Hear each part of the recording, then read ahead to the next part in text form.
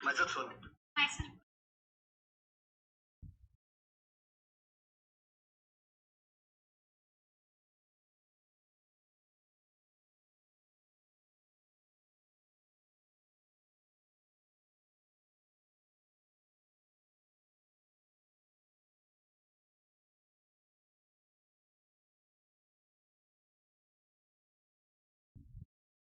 Very good morning everyone. Good morning Pooja. जल्दी से live आ जाइए।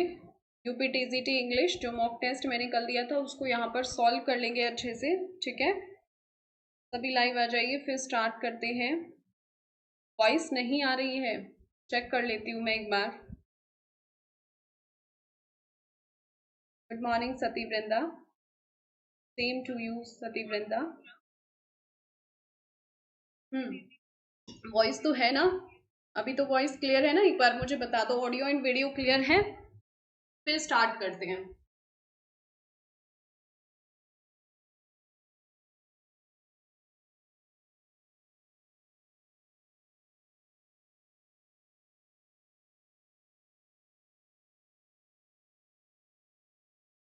Okay, thank you. Thank you. Very good morning Vinita. Okay Pooja, चलो start कर लेते हैं फटाफट, ठीक है। तो मॉक टेस्ट क्वेश्चन नंबर 1 से लेकर 50 तक हम जो सॉल्व करेंगे उसमें कुछ नंबरिंग की गड़बड़ है 50 के बाद, ठीक है। तो 50 के बाद मैं बता दूंगी आपको कैसे कंसीडर करना है। वो टाइम नहीं मिला मुझे उन नंबर को ठीक करने का, बट आंसर फटाफट डिस्कस करेंगे, बिल्कुल भी डिले नहीं करेंगे। तो क्वेश्चन नंबर 1 का आंसर आपने दे दिया होगा। The source of the line trailing clouds of glory do we come from God, ठीक है।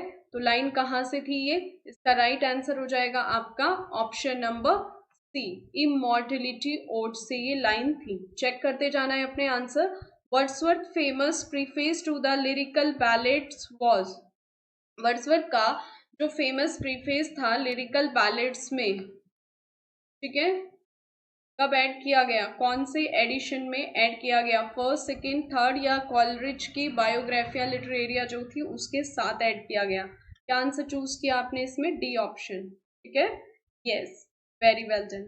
D option will be correct here. Okay, note करते जाना है। इन जॉन मिल्टन, क्योंकि 125 क्वेश्चन करने हैं तो थोड़े फास्ट करेंगे, okay. In John Milton's Paradise lost the character of Saturn is often regarded as the most dynamic and complex. Which of the following best describe the paradoxical nature of Saturn in this work? I hope कि आपने answer दे दिया होगा। Well done. हाँ, yes. तो इसमें John Milton की paradise lost में जो सैटर्न का कैरेक्टर है ना उसको डायनामिक एंड कॉम्प्लेक्स कंसीडर किया जाता है। तो इनमें से कौन सा बेस्ट डिस्क्राइब आपको ये ऑप्शन कर रहा है, ठीक है, ये आपको बताना था। तो आपका आंसर यस चूज कर लिया होगा ना आपने। यस, वो हीरो भी था एंड विलेन भी था। So option will be 1 correct here. Okay. Next, Shakespeare was the charter member. Yes, ठीक है। Shakespeare was the charter member of a theatrical company named the Chamberlain Man. बाद में इसका नाम चेंज करके किंग्समैन रख दिया था। किस ईयर में नेम चेंज हुआ था इसका, वो आपको बताना था। Very well done. हाँ, तो अगर आपने ऑप्शन नंबर बी चूज किया है तो आपका बिल्कुल करेक्ट है, ठीक है। Action is eloquence taken by, ये आपको कॉट बतानी थी कहाँ से। Very well done. हाँ, ठीक है। Action is eloquence taken by, action is eloquence, ये कोट कौन से प्ले से? विंटर स्टेट, कॉरियोलेनस, सिम्बलिन, या the Tempest? Very well done. अगर आपने कॉरियोलेनस चूज किया है, ठीक है, ठीक है। कॉरियोलेनस रिकॉल करो, जिसमें जो वॉलमनिया है, वर्जीलिया है, इस तरह के कैरेक्टर देखने को मिलेंगे, है ना। वर्जीलिया जो उसकी वाइफ थी बहुत ही गुड नेचर की लेडी थी, ऑनेस्ट थी, एंड वॉलमनिया जो उसकी मदर थी वही उसको उकसाती रहती थी, जिसकी वजह से उसको उसका ट्रेजिक फ्लो हुआ, यानी कि उसको हमेशा फेस करना पड़ा। तो B option will be correct here. Okay, Ulysses is a character in which Shakespeare famous play.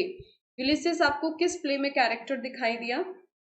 Very well done. हाँ, ठीक है। क्वेश्चन नंबर 6 का आंसर, तो ये आपको ट्रॉयलस एंड क्रेसिडा में दिखाई देगा, ठीक है।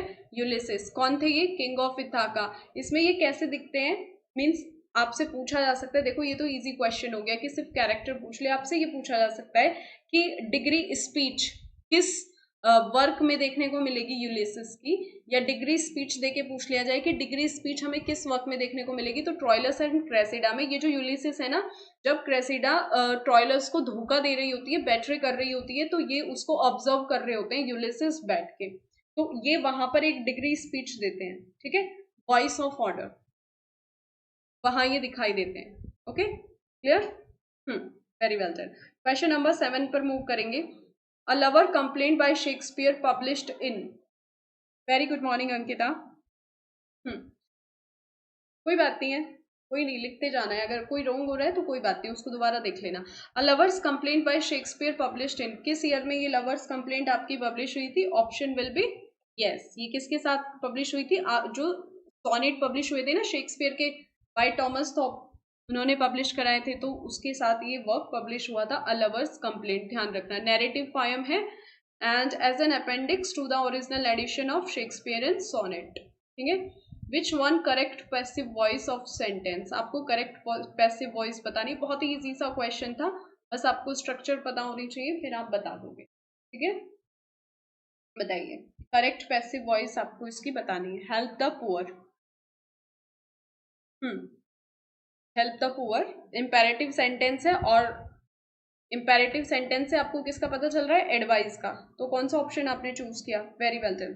कौन सा ऑप्शन चूज किया इसमें से? क्या स्ट्रक्चर होती है? Should plus main verb, B3 में है ना, the poor should be helped. B option will be correct here, ठीक है, बी ऑप्शन करेक्ट होगा। पैसिव में main word plus should be plus B3, हाँ ठीक है, very well done. Question number 9, complex to simple आपको बनाना था, ट्रांसफॉर्मेशन का सेंटेंस है, और इस तरह के 2-3 सेंटेंस आपको देखने को मिल जाएंगे, complex to simple, simple to compound, compound to complex, ठीक है। तो वो आपको देखना है कि आप कैसे बनाओगे। क्वेश्चन नंबर 9 का आंसर करो। जब कॉम्प्लेक्स की पहचान क्या होती है? मेन क्लोज होती है, एक सबऑर्डिनेट क्लोज होती है, ठीक है, जिसमें हमें इफ, व्हेन, बिकॉज, व्हाइल जैसे जो वर्ड हैं ये देखने को मिलेंगे। और कॉम्प्लेक्स की पहचान कैसे होती है, सॉरी, कंपाउंड की पहचान कैसे होती है? टू इंडिपेंडेंट क्लोज से जॉइंट होते हैं वर्ड, कौन से? विद एंड इन वर्ड से टू इंडिपेंडेंट क्लोज जॉइंट रहती हैं। तो आपने कौन सा ऑप्शन चूज किया?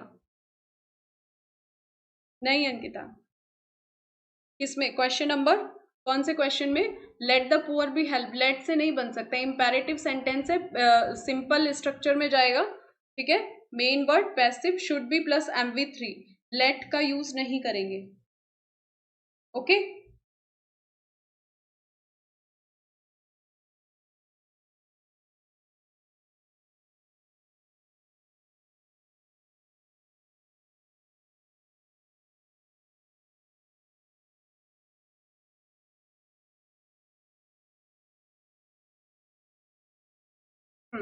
ठीक है, हाँ, क्वेश्चन नंबर 8 की बात हो रही है।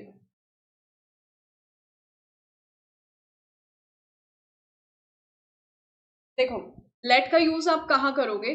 समझो इस बात को, जहां पर कोई ऑर्डर और कमांड दी जा रही हो, तो वो सेंटेंस आप लेट से बनाओगे। जैसे मैं बोलूँ आपको कि स्विच ऑन द लाइट, ठीक है, इसको ऐसे समझो, जैसे मैंने बोला स्विच ऑन द लाइट, ठीक है, तो यहाँ पे क्या दे रही हूँ? कमांड दे रही हूँ, ऑर्डर दिया मैंने, तो उसको आप चेंज कर दोगे कैसे? स्विच ऑन द लाइट, तो लेट से बना लो, let plus main word plus B plus M, जो मेन वर्ब होगी V3 लगा लो, let the light be switched on, ठीक है। तो अगर कमांड और ऑर्डर की बात हो तो उसे लेट से बनाना है, लेकिन यहाँ पर कोई कमांड नहीं है, यहाँ पर एडवाइस दी जा रही है, हेल्प द पुअर, ठीक है, तो इसमें बी ऑप्शन करेक्ट होगा। एडवाइस के लिए आप सिंपल बनाओगे, और अगर ऑर्डर और कमांड की बात हो रही है तो उसे आप लेट से बनाओगे, ठीक है। हाँ हाँ विनीता, मेरी भी यही कोशिश है कि मैं फास्ट करूँ, थोड़ा ग्रामर पे थोड़ा ध्यान देना है ना, क्लियर होने चाहिए आपको। चलो, चूज करेक्ट ट्रांसफॉर्मेशन, तो कॉम्प्लेक्स टू सिंपल आपको बनाना था, कौन सा ऑप्शन आपने चूज किया? 9 का B, very well done Vinita. Life and hope are inseparable, और भी सिंपल वे में आप इसको बना सकते थे ना, ऐसे भी बोल सकते हो कि लाइफ गिव्स होप, है ना, इस तरह से भी बना सकते हो। तो B option will be correct here. Question number 10, question number 10 करते हैं। As he was ill he could not attend the school, ठीक है, आपको इसको करेक्ट कंपाउंड सेंटेंस इसमें चूज करना है, बताओ। कंपाउंड सेंटेंस, कॉम्प्लेक्स है तो उसको कंपाउंड में आपको चेंज करना है।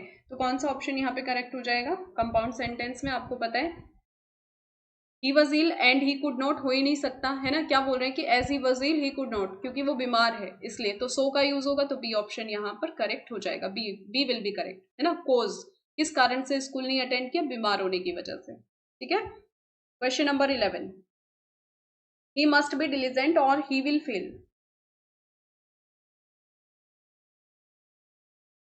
ही मस्ट बी डिलीजेंट और he will fail, choose the simple sentence. तो जो इस तरह के सेंटेंस होते हैं है ना, नेगेटिव कंडीशन में रख दोगे और बना दोगे,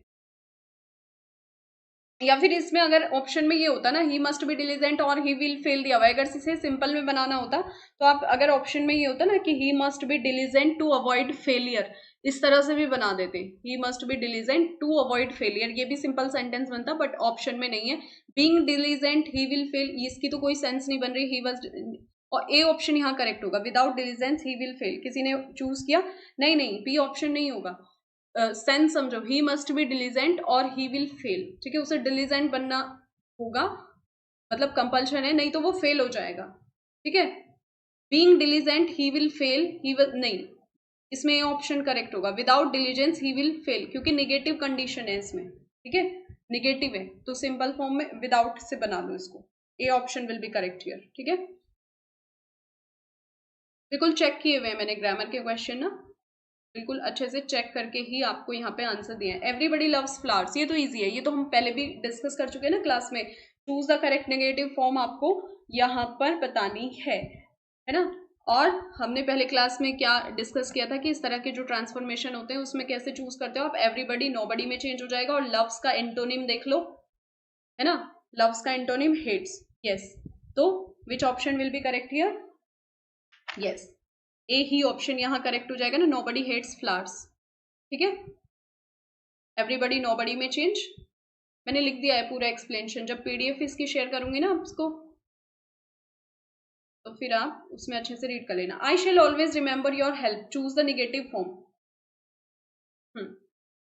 very well done, okay Bharti, ठीक है, हाँ सिंपल में पूछा, सिंपल में चेंज करना है। Choose the negative form, I shall always remember your help, negative form बनाते टाइम भी तो आपको क्या ध्यान रखना होगा, always change into remember, sorry always never, और रिमेंबर फॉरगेट, और चूज कर लो अपना आंसर। जैसे फर्स्ट है I shall never forget your help, I shall never forget your help, या आई शेल नॉट, नॉट तो नहीं होगा, ऑलवेज है तो नेवर में चेंज हो जाएगा, ये कट हो गया, सी वाला भी कट हो गया, डी वाला भी कट हो गया। ठीक है, option A will be correct here. हाँ वेरी वेल, ये तो सभी का ठीक है। कौन से वाला? 11 वाला, चलो एक बार और देख लेते हैं, थोड़ा ग्रामर के क्वेश्चन में टाइम लगता ही है, ग्रामर के क्वेश्चन में 11 वाला, ही मस्ट बी डिलीजेंट और ही विल फेल। ठीक है, ही मस्ट बी डिलीजेंट, नहीं तो वो फेल हो जाएगा, इसको सिंपल सेंटेंस में आपको चेंज करना था, सिंपल सेंटेंस में आपको चेंज करना था, और सिंपल सेंटेंस में क्या, एक सब्जेक्टिव होती है क्लोज, एक प्रेडिकेटिव। ठीक है, तो without diligence he will fail, इसमें यही तो है, without diligence he will fail, और सेंस भी तो देखनी होगी ना, सेंस भी तो देखनी होगी, नेगेटिव कंडीशन है कि या तो उसे डिलीजेंट होना पड़ेगा या तो उसे कांस्टेंट होना पड़ेगा, नहीं तो वो फेल हो जाएगा। ठीक है, तो इसको सिंपल फॉर्म में विदाउट से बनाओगे आप। ओके, चलो क्वेश्चन नंबर 14 करना है ना अभी। यस, बनाइए। डायरेक्ट इनडायरेक्ट तो इजी होते हैं, इसमें तो ज्यादा कुछ बताने की जरूरत नहीं है, वो आपको खुद से ही एलिमिनेट करने होते हैं option. He said to his friend I will help you in your difficulties. ठीक है, तो सेड टू आपको पता है कैसे आप चेंज करते हो उसको। ठीक है, आई विल हेल्प यू, विल का वुड हो जाएगा, बाकी के जो अदर वर्ड्स हैं उनका ध्यान रखना, help you in your difficulties but you must be brave, must किस में चेंज हो जाएगा, हेड टू में, तो फर्स्ट वाला कट हो गया, फर्स्ट ऑप्शन यहाँ पे कट हो जाता है, क्यों, क्योंकि मस्ट दिया हुआ है, मस्ट का किस में चेंज हो जाएगा, हेड टू में। अच्छा सेकंड में है तो इसको हम बाद में देख लेंगे, थर्ड वाला भी कट हो गया, और फोर्थ वाले में शुड भी है, तो सारे कट हो गए, बी ऑप्शन ही यहाँ पे करेक्ट हो जाएगा। नहीं, वीडियो चल रहा है, वीडियो चल रहा है, रुका हुआ नहीं है। ठीक है, तो बी ऑप्शन करेक्ट हो जाएगा, एलिमिनेट करा करो, है ना, एलिमिनेट करा करो ऑप्शंस को। ठीक है, so B option will be correct here. Yes, okay, question number 15, grammar के क्वेश्चन में ही टाइम लेंगे, लिटरेचर के फास्ट करेंगे क्योंकि लिटरेचर के इजी होते हैं. In John Milton Paradise lost the poet employs which epic convention at the beginning of the poem? Medias res, epic simile, catalogue of warriors या इन्वोकेशन टू द म्यूज? कौन सा option आपने choose किया? देखो इस तरह के अगर क्वेश्चन मिल जाते हैं तो उनको भी आपको बहुत ही अच्छे से सॉल्व करना होगा. Very good afternoon Renu. Yes बताइए.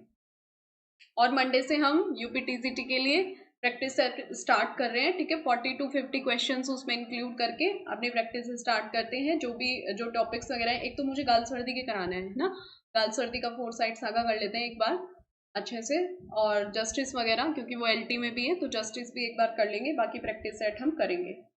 यस हाँ चलो बताओ, हो गया. हाँ 15 का डी, वेरी वेल डन. जिसने डी आंसर दिया यानी कि 4 आंसर जिसने किया है, इन्वोकेशन टू द म्यूज, ये तो बहुत अच्छे से पढ़ा भी है. Next, GB Shaw refinished one of the plays of Shakespeare which of the following, ये बताना है. GB Shaw refinished one of the plays of Shakespeare, तो इसमें भी डी हो जाएगा, सिम्पलिन. ठीक है, सिम्पलिन चूज किया होगा. ओके चलो 17, क्वेश्चन नंबर 17. ये क्वेश्चन अच्छा है. मिल्टन्स पैराडाइज लोस्ट जो क्वार्ट है, why should all mankind for man's fault be condemned if guiltless? तो question ask the reader to identify the main theme explored in the line. कौन सी main theme? Inevitability of fate, justice of divine retribution, human nature and sin, concept of original sin and collective responsibility. क्या option choose किया इसमें? अब देखो अगर इस तरह के क्वेश्चन आपको देखने को मिल गए तो डील तो करना पड़ेगा आपको एग्जाम में भी, है ना, और वो आपकी जो प्रेजेंस है, प्रेजेंस ऑफ माइंड, उससे डील होंगे. क्या चूज किया होगा आपने?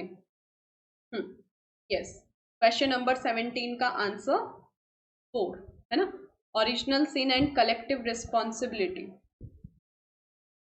मेन थीम यही होगी ना इसकी. 4 option will be correct here.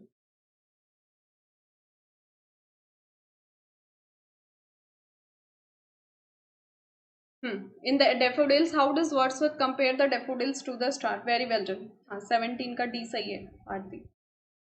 In the daffodils, how does Wordsworth compare the daffodils to the star? ये इजी था क्वेश्चन. हाँ क्वेश्चन नंबर 18 का आंसर. ठीक है, अगर आपने सेकंड ऑप्शन चूज किया है तो ठीक है. Both are describe as having a twinkling bright appearance, है ना. लाइन्स पढ़ी है ना अच्छे से. चलो, How does the rainbow symbolize in William Wordsworth poem My Heart Leaps Up When I Behold?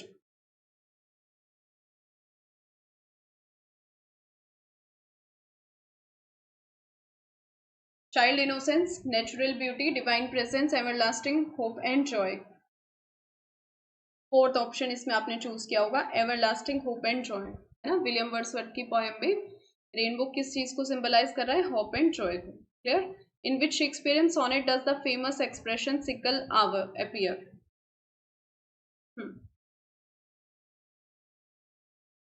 Shakespeare के किस सोनेट में ये फेमस एक्सप्रेशन सिकल आवर आपको देखने को मिलेगा? ठीक है, तो ये जो यूथ वाला लास्ट सोनेट है उसमें आपको देखने को मिलेगा. ठीक है, तो कौन सा है last sonnet? Sonnet number 126. C option will be correct here. अगर आपने 126 चूज किया है, ठीक है ना. सिकल आवर जो यूथ है उसमें सिकल आवर का वहां पर जिक्र है. क्लास में इसको डिस्कस कर लेंगे, अगर नहीं किया है तो शायद करा है मैंने क्लास में भी ये question. Marcel Proust novel title Remembrance of Things Past is taken from which sonnet of Shakespeare? ये बताओ. मार्शल का जो मार्शल प्राउस्ट नॉवल है जिसका टाइटल है रिमेम्बरेंस ऑफ थिंग पास्ट, ये शेक्सपियर के किस सोनेट से लिया गया है? हाँ, option number 30, option number A, sonnet number 30. ठीक है, ये सोनेट नंबर 30 से लिया गया है. मार्शल प्राउस्ट ने नॉवल लिया है जिसका टाइटल है रिमेम्बरेंस ऑफ थिंग पास्ट, और ये लाइन हमें सोनेट नंबर 30 में देखने को मिलती है शेक्सपियर के. Okay, when to the session of sweet silent thought, जो कि रिमेम्बरेंस ऑफ थिंग पास्ट से रिलेटेड है. In the famous sonnet by Shakespeare is one of the most famous poem which provides the definition of true love. ये तो easy question है, ये तो previous year में पूछा भी गया था. कोई बात नहीं है, इसका नहीं पता है, बात नहीं है.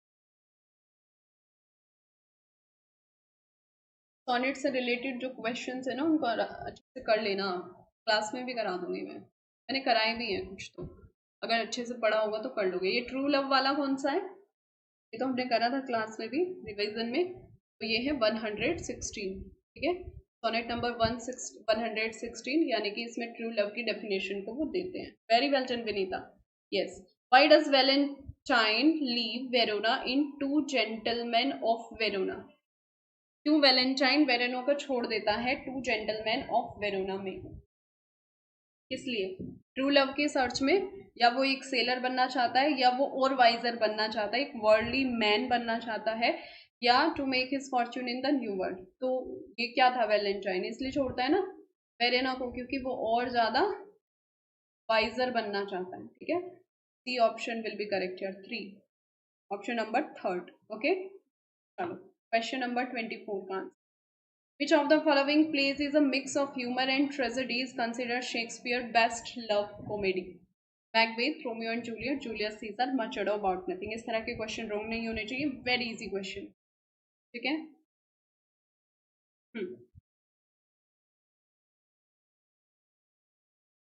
हाँ, वेरी वेल डन। अगर आपने डी ऑप्शन चूज किया है, मच एडो अबाउट नथिंग, तो आप बिल्कुल करेक्ट हैं, ठीक है। Why was Wordsworth accused of being a lost leader? Because he gave up the reason of supporting the French Revolution, because he began disappointing the younger romantic poet, या accepted the post of the poet laureateship। यही तो था, है ना। just for a handful of silver। हाँ, very well done। C option will be correct here। Michael published in, देखो इस तरह के क्वेश्चन गलत नहीं होने चाहिए, ये आपके हाथ में है आप कितनी मेहनत कर रहे हो। माइकल पब्लिश्ड इन, यस,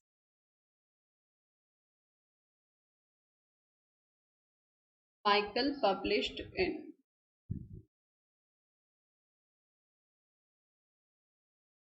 इस तरह के क्वेश्चन रॉन्ग नहीं करने हैं। ये है आपका बी ऑप्शन, अगर आपने चूज किया है तो आप बिल्कुल सही हैं, ठीक है। 1800 में वो पब्लिश हुई थी। इसको कैसे याद रखोगे, कैसे याद रखोगे, लिरिकल बैलेट से याद कर लो, ठीक है। लिरिकल बैलेट से देखो आप कैसे इसको रिवाइज करोगे। जो माइकल थी वो 1800 में, और 1825 में विलियम वर्ड्सवर्थ ने टू द स्काईलार्क को लिखा था, और 1827 में ये पब्लिश हुई थी। ये क्वेश्चन ध्यान रखना, ठीक है। और टू द स्काईलार्क और टू अ स्काईलार्क दोनों में डिफरेंस पता है ना आपको, बन सकता है क्वेश्चन, 99% चांसेस हैं। To a skylark PB Shelley की, उन्होंने वर्ड्सवर्थ से पहले लिख ली थी वो पोएम 1821 में, ठीक है। चलो अगेन डायरेक्ट इनडायरेक्ट। हाँ, why did you not complete your homework yesterday? So teacher asked, which one you choose, option number, हाँ, why did you, है ना, did है तो had में चेंज कर लो, complete you, I had not completed, I के according my आ जाएगा, homework the previous day, ठीक है। नेक्स्ट देख लो, इसमें तो yesterday, इसमें भी yesterday, ये रॉन्ग हो जाएगा, लास्ट वाले में प्रीवियस डे है, बट यहाँ पे देखो I was not completed दिया है, नहीं, did है ना, तो बस ऐसे आइडेंटिफाई किया करो, एलिमिनेट किया करो, है ना। डिड है तो हैड नॉट का यूज होगा, प्रीवियस डे, ये जो इस तरह के वर्ड्स होते हैं, तो ए ऑप्शन इसमें करेक्ट हो जाएगा, 27, ठीक है। इस तरह के क्वेश्चन को आप ऐसे डील किया करो जल्दी से। चलो क्वेश्चन नंबर 28। हाँ, वेरी वेल डन। 28 का बताओ, the boy said to the teacher kindly explain this sum again, ठीक है। अब देखो इसमें कुछ वर्ड्स ऐसे होते हैं, जैसे एक तो ऑप्शन में देख लो दिस का दैट हो रखा है क्या, और said to the teacher kindly का यूज है तो रिक्वेस्टेड में आ जाएगा, ठीक है। बेग्ड, बेग्ड वाला तो बिल्कुल गलत हो जाएगा। रिक्वेस्टेड, रिक्वेस्टेड दो में है तो बी भी कट हो गया। ए और सी में देख लो आप क्या चूज कर रहे हो, है ना। Kindly explain this sum again, हाँ, वेरी वेल डन। अगर आपने चूज किया है तो ठीक है ना। इसमें क्या है कि the teacher, that the teacher should explain the sum again, ऐसा तो कुछ नहीं है। ये सी ऑप्शन भी यहाँ पर इनकरेक्ट हो जाता है, ए पर ही आप जाओगे, ठीक है। A will be correct here. The boy requested the teacher to explain that sum again, okay, choose किया ना, ठीक है। Question number 29, active, who is creating this noise, passive में चेंज करना था, who is creating this noise, इस तरह के क्वेश्चन इजी होते हैं। हु का बाय होम से बना लो, ठीक है, 2 ऑप्शन में है। अब आपको स्ट्रक्चर पता होनी चाहिए और आप फिर इजीली चूज करोगे। क्रिएटिंग दिया हुआ है ना, ये भी ध्यान रखना कि हमेशा ऐसा होता है कि आईएनजी फॉर्म में तो बीइंग लगा के बनता है, ठीक है। तो कौन सा ऑप्शन करेक्ट होगा? देखो, by whom this noise is created, इसमें बीइंग है ही नहीं, तो ये तो रॉन्ग हो गया। तो इसमें तो सीधा सीधा सी करेक्ट होगा। By whom is this noise being created, जो आईएनजी में होगा, है ना, कॉन्टिन्यूअस फॉर्म में होगा तो उसका पैसिव कॉन्टिन्यूअस में बीइंग लगा के बनेगा, ठीक है, ये ध्यान रखना। चलो क्वेश्चन नंबर 30 का आंसर करो। Why has he refused the invitation, eliminate करो अपने आंसर्स और तब आंसर करो। Why has he refused the invitation, ठीक है। V3 का यूज होता है पैसिव बनाते टाइम, ये आपको ध्यान रखना है, बीन प्लस V3, ठीक है। इतना ही टाइम मिलेगा आपको एग्जाम में भी सॉल्व करने का, ठीक है, इससे ज्यादा नहीं मिलेगा। तो बी ऑप्शन यहाँ पर करेक्ट हो जाएगा। Why the invitation has been refused by him, has been refuse नहीं, ये तो रॉन्ग हो जाएगा। Why has the invitation been refused by him, B option correct होगा, ठीक है, बी चूज कर लेना।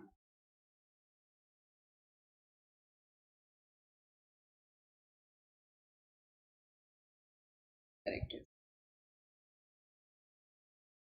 One who leaves his country to settle in another, immigrant, emigrant, refugee या नोमेड? हाँ ठीक है, ठीक है, 30 क्वेश्चन नंबर सही है सभी का। नोमेड तो घुमंतु टाइप होते हैं ना, नोमेडिक टाइप पीपल। इमिग्रेंट तो वो होते हैं जो अपने देश से जाके दूसरे में बस जाए, है ना। इसमें क्या चूज करोगे आप? रिफ्यूजी तो होगा नहीं, शरणार्थी होते हैं। Emigrant, emigrant will be the right answer, ठीक है। A speech in praise of a dead person,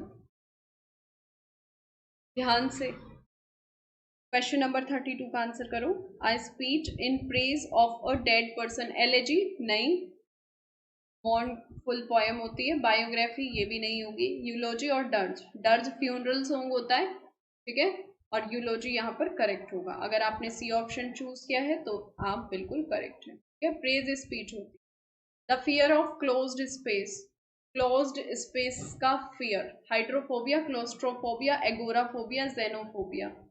hydrophobia तो पानी से डर, क्लोस्ट्रोफोबिया राइट हो जाएगा, क्लोज्ड स्पेसेस से, जैसे घुटन होती है ना, कहीं भीड़ वाली जगह पे चले जाओ, घुटन वगैरह आपको फील हो रही है तो मीन्स क्लोस्ट्रोफोबिया।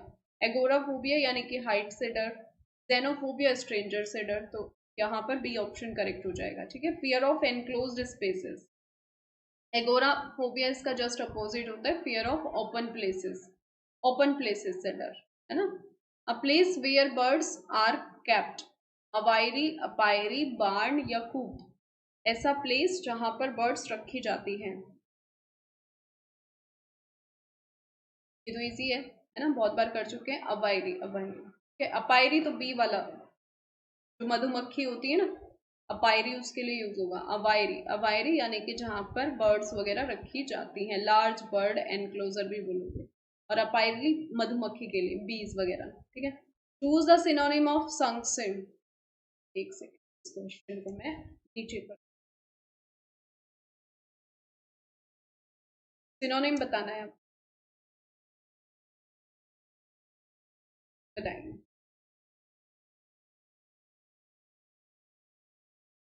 एलेजी मॉन्टफुल पोयम है, लेमेंट करते हुए लिखी जाती है, ठीक है। वो तो विलाप किया जा रहा है ना कि हमसे हमारा जो प्रियजन है, जो रिलेटिव है, वो बिछड़ गया है, इसलिए एलेजी नहीं होगा। पीछे चल रहे हो अभी। Choose the synonym of succinct, concise, long, vague या टॉकेटिव। कर लिया, हाँ। संक्सिट मीन्स होता है brief, be work brief, concise choose करोगे, ठीक है, expressed briefly. Choose the synonym of erudite, erudite का सिनोनिम चूज करो। Learned, ignorant, foolish, proud. Easy है सारे। एर्यूडाइट क्या होता है? यानी कि बहुत ही सीखने वाला, लर्नड, लर्नड यूज करोगे इसके लिए, है ना। एरुडाइट का सिनोनिम क्या चूज किया आपने? लर्नड। अगर आपने चूज किया है लर्न तो आप बिल्कुल करेक्ट हो। स्कॉलरली, लर्नड पर्सन, ठीक है। Choose the synonym of sporadic. Sporadic, regular, irregular, continuous या प्लान्ड। कॉन्टिन्यूअस या कांस्टेंट तो होगा नहीं, इस चीज से कोई मतलब नहीं है, प्लान्ड नहीं है, ठीक है। रेगुलर इरेगुलर में से बताओ, कंफ्यूजन ऐसे ही होता है ना, मीनिंग तो हम लर्न कर लेते हैं। स्पोरेडिक होता है बहुत ही इरेगुलर, ठीक है, irregular. Choose the synonym of indolent, ये इजी है, ये वाला रोंग नहीं होना चाहिए आपका। इंडोलेंट, लेजी, एक्टिव, एनर्जेटिक या क्विक। तो इंडोलेंट मीन्स क्या होता है? ये होता है लेजी, है ना, लेजी, बहुत ही सुस्त टाइप। रिकैल्सिट्रेंट, सिनोनिम बताओ रिकैल्सिट्रेंट। ओबीडियंट, स्टबर्न, साइलेंट या लॉयल। रिकैल्सिट्रेंट होता है एक तरह से, जैसे आप बोल दो जिद्दी, है ना, तो क्या सिनोनिम चूज करोगे इसके लिए? स्टबर्न, जिद्दी type. Next, choose the synonym of stalwart. ये तो पता होगा आपको, इजी है ना। स्टॉलवर्ट का सिनोनिम क्या चूज किया? वीक, लॉयल, साइलेंट या टेम्पररी। स्टॉलवर्ट वॉरियर कहाँ पढ़ा था आपने? कौन था स्टॉलवर्ट वॉरियर? याद आया कुछ? लॉयल, है ना, हराफा था ना। स्टॉलवर्ट वॉरियर, लॉयल, बहुत ही loyal type, strong, reliable. Harapha कहाँ पढ़ा है? हराफा आपने सैमसन एगोनिस्ट में। Choose the synonym of unanimous. Unanimous, divided, completed, complete agreement, doubtful या साइलेंट। तो अनएनिमस मीन्स होता है कंप्लीट एग्रीमेंट, जैसे ज्यूरी वगैरह डिसीजन देते हैं, जो सेंटेंसेस हम लिखते हैं ना कि ज्यूरी ने डिसाइड किया, तो कंप्लीट एग्रीमेंट। अनएनिमस, अनएनिमस डिसीजन लिया ज्यूरी ने, तो आप इसके लिए चूज करोगे कंप्लीट एग्रीमेंट, ठीक है, सभी से एग्री होना। ओके, एंटोनिम ऑफ ऑस्टर, उल्टा बताना है ऑस्टर का। Strict, harsh, luxurious, simple. क्या होता है ऑस्टर मीन्स? ऑस्टर मीन्स होता है बहुत ही डल टाइप, हाँ, या प्लेन, है ना। और इसका उल्टा स्ट्रिक्ट नहीं, harsh no, luxurious yes, lavish या लग्जूरियस, तो C option will be correct here. मैं आप लग्जूरियस चूज करोगे, ठीक है, luxurious. Antonym of adamant, adamant का एंटोनिम आपको बताना है, यानी कि ऑपोजिट। फ्लेक्सिबल, फर्म, स्टबॉर्न या डेटरमाइंड।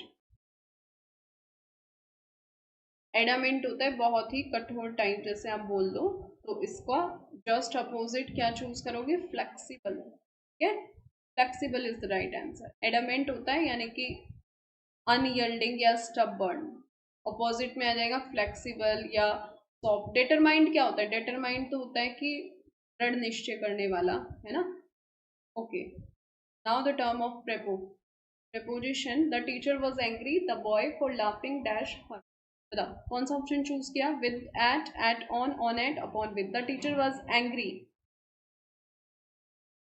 किससे एंग्री थे? बॉय से, तो एंग्री विद, एंग्री अपने साथ विद लेगा, फॉर लाफिंग एट हर, तो ए ऑप्शन यहाँ पर करेक्ट हो जाएगा। ए चूज किया ना आपने? यस, अगर आपने ए चूज किया है तो आप बिल्कुल करेक्ट है। क्वेश्चन नंबर 44 का हो गया 45। Okay, the thief was accused stealing and was convicted dash the court। Easy easy था ये क्वेश्चन पेपर, ठीक है। 100 तो आपके हो ही जाने चाहिए, अगर 100 नहीं हो रहे हैं तो लग जाओ बहुत अच्छे से, ठीक है। ये बहुत ही सिंपल सिंपल से प्रिपेयर, इसी टाइप का आपको क्वेश्चन पेपर भी मिलने देखने को मिलेगा, ज़्यादा टफ नहीं मिलेगा। इसलिए जगह जगह ना भाग के जो पढ़ा है उसको रिवाइज करो, ठीक है, और प्रैक्टिस करो, जो पढ़ लिया उसको प्रैक्टिस करते रहो। द थीफ वॉज एक्यूज्ड, तो क्या आप चूज करोगे इसमें? एक्यूज्ड के साथ क्या होता है? Of. Stealing by was convicted by the court, तो इसमें ए ऑप्शन यहाँ पर आपका करेक्ट हो जाएगा, ठीक है। Accused of, convicted by the court. Okay, she has been suffering dash fever, ये तो इजी है ना। यस, बचपन से यूज करते आ रहे हैं। Suffering from fever, but next वाला देख लो, for 2 days and is now admitted dash hospital, admitted in hospital या admitted to hospital, admitted in hospital होएगा, ठीक है, सी ऑप्शन यहाँ करेक्ट हो जाए। She has been suffering from fever for 2 days and is now admitted in hospital. देखो, suffer from disease and admitted in hospital, अगर किसी बीमारी से सफर है तो फ्रॉम लगेगा, सफरिंग है ना, सफरिंग अपने साथ फ्रॉम लेता है। The manager divided the work dash all the employees and insisted punctuality, ये तो इजी है, डिवाइडेड द वर्क है ना, तो किसमें, ऑल द एम्प्लॉयज, बहुत सारे एम्प्लॉयज है ना, तो अमंग आ जाएगा, बिटवीन तो टू के लिए आता है अमंग, एंड इंसिस्टेड, और इंसिस्टेड अपने साथ क्या लेता है, इनकी ऑन, सबको पता है ऑन लेता है, तो बी ऑप्शन यहाँ करेक्ट हो जाएगा, ठीक है, B will be correct here, among and on. He has been absent dash school since Monday because he is busy personal work, मैं बताऊं,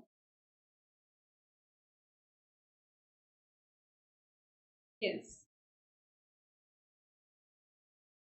ठीक है, ठीक है, विराम, सूर्या, पूजा, जल्दी जल्दी से करते हैं। ही हैज बीन एब्सेंट क्या, since Monday,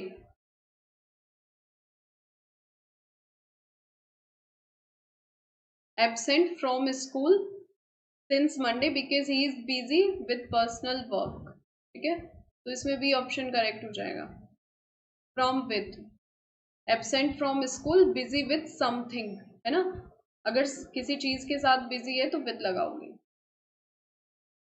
the book consist dash chapters and deals mainly environmental issues, बताओ कंसिस्ट के साथ क्या यूज करते हो, इजीली पहचान लोगे ना, कंसिस्ट ऑफ होता है and deals mainly environmental issue, देखो डील किसके साथ कर रहे हैं, एनवायरमेंटल इशू के साथ, तो क्या लगाओगे डील के साथ, इन या विद, है ना, जब इस तरह के जो इश्यूज वगैरह है उससे डील की जाए तो उसके साथ विद यूज करते हैं, ठीक है, डील्स विद, स्टैंडर्ड यूजर्स के लिए आप डील्स विद यूज करोगे, और बिजनेस वगैरह में है तो डील्स इनका यूज करो, ठीक है। ही इज सीनियर, चूज किया, यस, हाँ, he is senior dash me by 2 years and superior dash many in his department, तो सीनियर, सीनियर एंड सुपीरियर अपने साथ क्या लेते हैं दोनों, ये तो इजी है, 2 लेते हैं, तो दोनों में ही क्या आएगा, 2 आएगा, तो C option will be correct here, है ना, 2 and 2।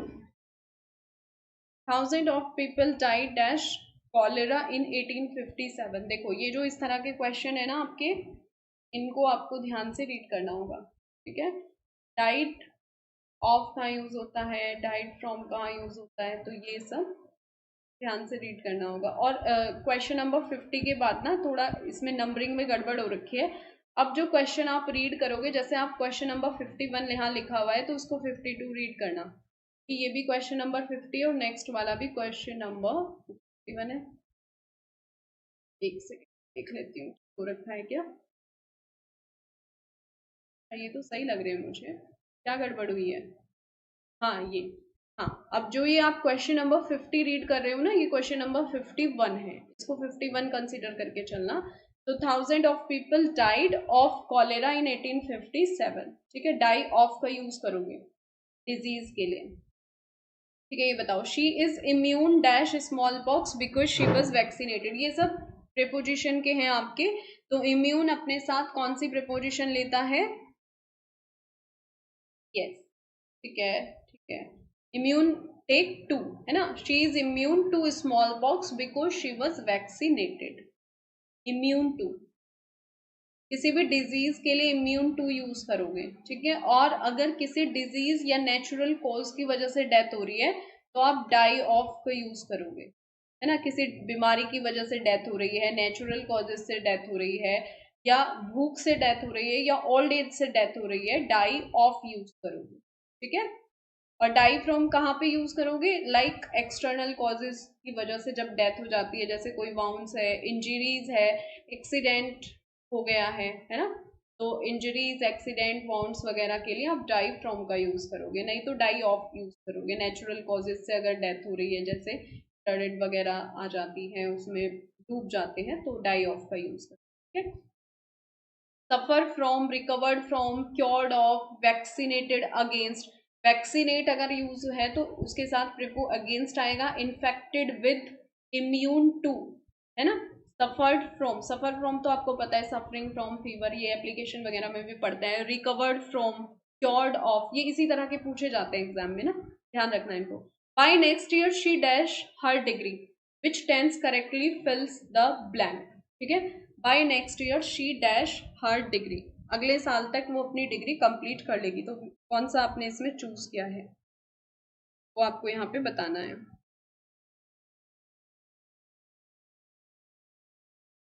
यस, करते जाना है आंसर, आंसर करते जाना है फटाफट। तो अब इस तरह के क्वेश्चन भी आपको देखने को मिलेंगे, ठीक है। और अगर आपने इसमें सी ऑप्शन चूज किया है, विल हैव कंप्लीटेड, तो आप बिल्कुल सही हो, है ना। नेक्स्ट ईयर तक वो अपनी डिग्री कंप्लीट कर लेगी, ओके। यानी कि ये हम कौन सा क्वेश्चन सॉल्व कर रहे हैं, question number 53, will have plus V3, ये वाला बताओ ये कौन सा टाइप ऑफ कंडीशनल है। If he had worked hard he would have passed, ठीक है। अगर उसने कठिन परिश्रम किया होता, वर्क हार्ड किया होता, तो वो पास हो गया होता। जीरो कंडीशनल है, फर्स्ट कंडीशनल है, सेकंड कंडीशनल है, या थर्ड कंडीशनल है, ये आपको बताना है। यस, अब फटाफट करते हैं, ठीक है, क्योंकि इजी इजी क्वेश्चन है और 125 हमें कंप्लीट करने हैं, ठीक है। थोड़ा जल्दी जल्दी अब हम करेंगे। हाँ, आंसर करो, किस टाइप का कंडीशनल सेंटेंस है, किया किसी ने आंसर, वेरी गुड, ठीक है। अगर आपने अनरियल पास्ट है ना, अनरियल पास्ट की बात हो रही है, तो थर्ड कंडीशनल सेंटेंस है कि अगर कर लिया होता हार्ड वर्क तभी तो पास होते, किया नहीं है ना, तो थर्ड कंडीशनल सेंटेंस है। ये मैंने आपको शेयर भी किए हुए टेलीग्राम पे, आराम से देख लेना इनके रूल्स वगैरह, ठीक है। एक क्वेश्चन ये तो शायद एक्स्ट्रा क्वेश्चन है इसमें, ये तो एक्स्ट्रा क्वेश्चन आ गया इसमें, ये मैंने शायद आपको दिया भी नहीं था, लेकिन इसको डील कर लेते हैं, देख लेते हैं इस क्वेश्चन को एक बार, नो सुनर वाला ना।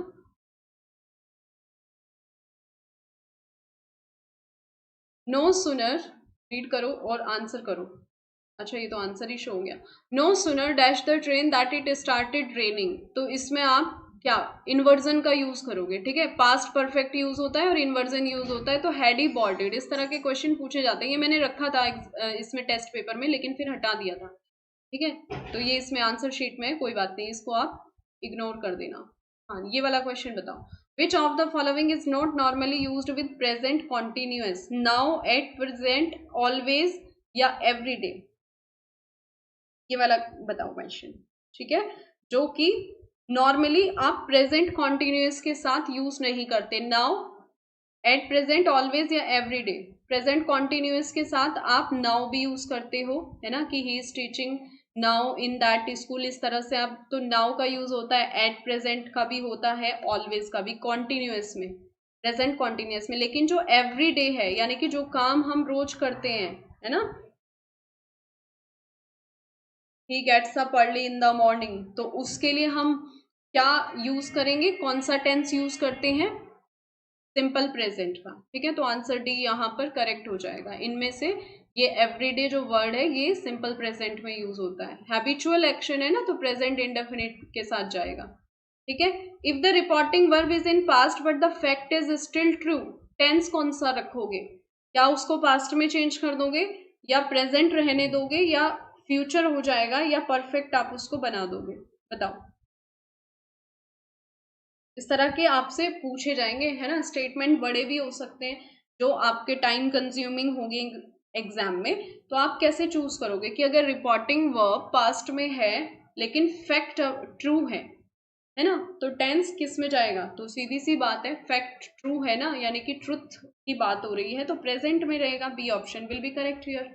यूनिवर्सल ट्रुथ वगैरह के लिए क्या यूज करते हो आप, एज इट इज रहते ना, चेंज नहीं करते, भले ही वो पास्ट में क्यों ना हो। उसकी reporting verb he said that the earth is round, तो अर्थ तो राउंड ही होगी ना, चेंज तो नहीं हो जाएगी उसकी शेप, तो उसको आप प्रेजेंट में ही यूज करोगे। Next, Which tense is used with since and for to denote point or period of time till now?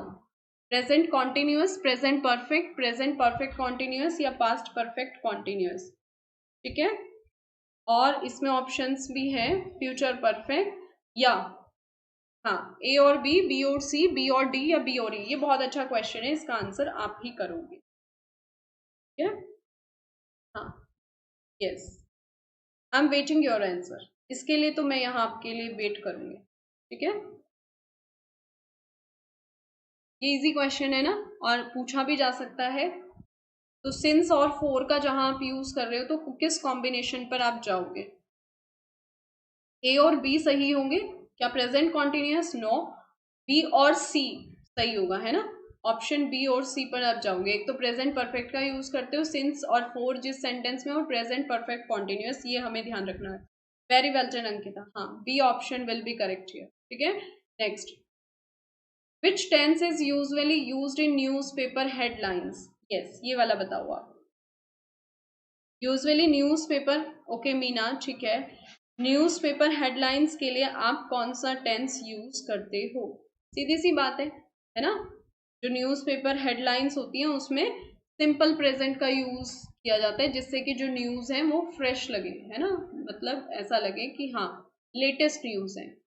Present indefinite का यूज किया जाता है. क्वेश्चन नंबर 59, इसको आप 59 रीड करना, 58 को, है ना. मैंने बोला है ना कि एक नंबर आपको आगे का चूज करना है. I dash him tomorrow evening, correct tense.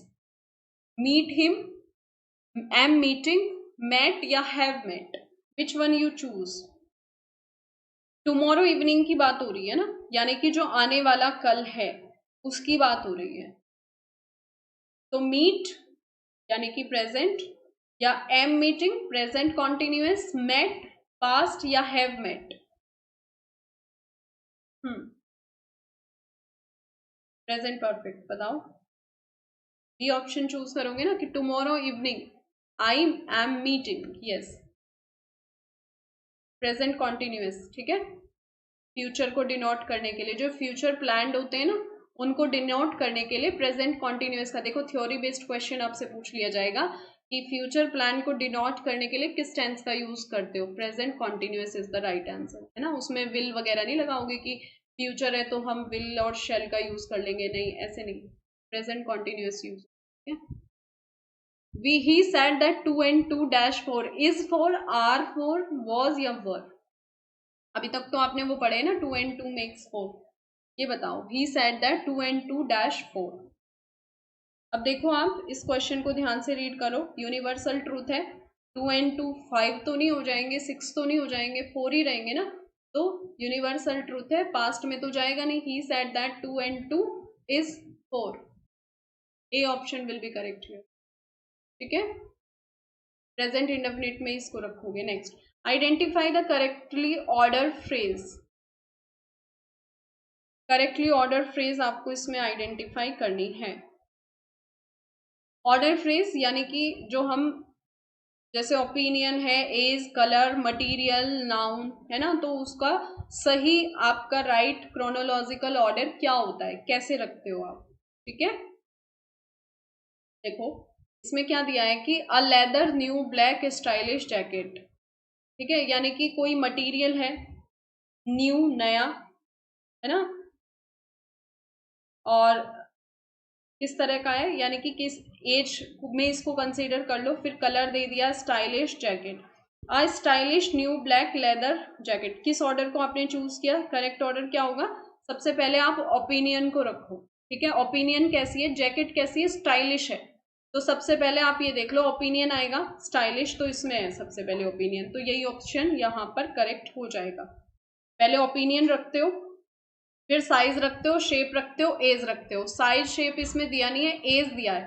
तो देख लो, ओपिनियन है, स्टाइलिश है जैकेट, न्यू है, फिर कलर ब्लैक है ना, और किस तरह की है, लेदर जैकेट है, यानी कि फिर मटेरियल रखते हो, और फिर उसके बाद नाउन. नाउन तो बाद में आता है ना. तो बी ऑप्शन यहाँ पर करेक्ट हो जाएगा. सबसे पहले opinion, size, shape, age, colour, origin, material, purpose, और लास्ट में नाउन रखते हो, तो बी ऑप्शन इसलिए यहाँ करेक्ट हो जाएगा. Okay, choose the correct sentence, इनमें से आपको करेक्ट सेंटेंस बताना है। She is the most unique girl in class, she is very unique girl in class, कौन सा चूज किया आपने? She is a unique girl in class. ठीक है, इजी है।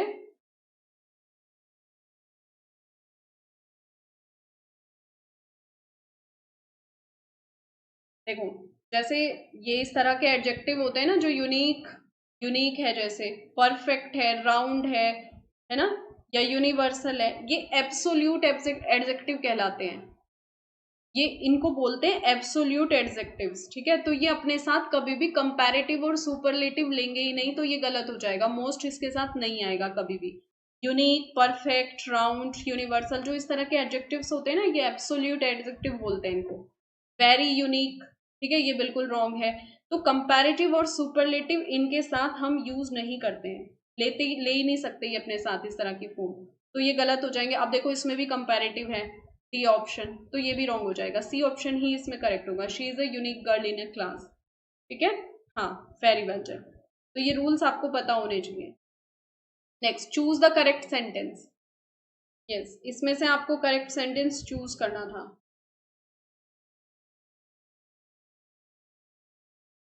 अब देखो, रीड करो। Each of the boys were given a prize, were आएगा नहीं, ईच ऑफ है ना, तो ये अपने साथ सिंगुलर वर्ब लेता है, तो ए ऑप्शन तो वैसे ही हट गया। Every of the boys, every कभी भी ऑफ फॉलो नहीं करता है अपने साथ, तो बी ऑप्शन भी यहाँ पर क्या हो गया, रॉन्ग हो गया। सी देख लो, each of the boys was given a prize, yes, इसको हम चूज कर सकते हैं। एवरी बॉय वर गिवन, फिर यहाँ पर प्लूरल वर्ब, तो इजी था ये, तो है ना, इजी क्वेश्चन है। सी ऑप्शन यहाँ करेक्ट हो जाएगा, each of the boys was given a prize. Find error part, ठीक है, इस क्वेश्चन में आपको एरर पार्ट फाइंड करना है। This novel is the most humorous of any in the library.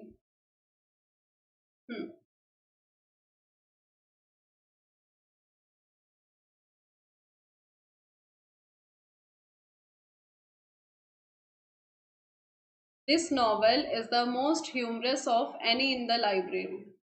Any का यूज नहीं होगा, सी ऑप्शन में गड़बड़ है, इसमें सी में एरर है, ऑल इन द लाइब्रेरी होगा। ठीक है, all in the library. Most humorous बताया ना कि पूरी लाइब्रेरी में सबसे ज्यादा ह्यूमरस, मजेदार यही है। ठीक है, तो all in the library, any नहीं होगा, change any into all. Next बताओ, यही तो, neither of the three tables is worth purchasing.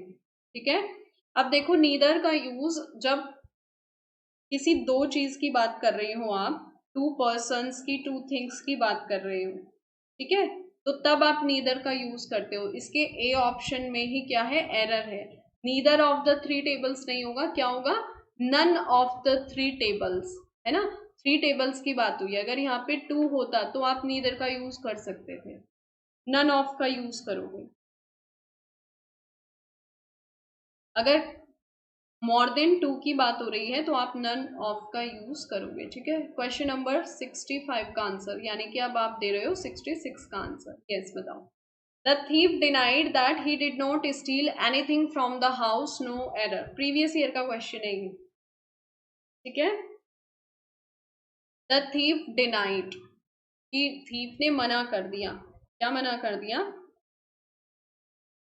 कि उसने, that he did not steel, कि उसने नहीं चुराया है कुछ भी घर से। अब देखो, डबल निगेटिव है, the thief denied, denied means क्या होता है, मना करना, और फिर यहाँ पर डिड नॉट, तो डबल निगेटिव यूज नहीं करते हैं। तो सेंटेंस को करेक्ट कैसे करोगे, द थीफ डिनाइड दैट ही, ठीक है, ये डिड नॉट स्टील हट जाएगा और स्टील, स्टोल ही यूज होगा। ठीक है, डबल निगेटिव का सेंस आ रहा है ना, ही डिड नॉट स्टील, तो यहाँ पे पास्ट फॉर्म लगा देंगे, that he stole, okay, anything from the house. Identify the error part, इसमें से आपको एरर पार्ट आइडेंटिफाई करना है। Walking in the garden a scorpion stung him. Yes, बताओ। अब देखो यहाँ पे क्या लग रहा है आपको इसको रीड करके, walking in the garden a scorpion stung him,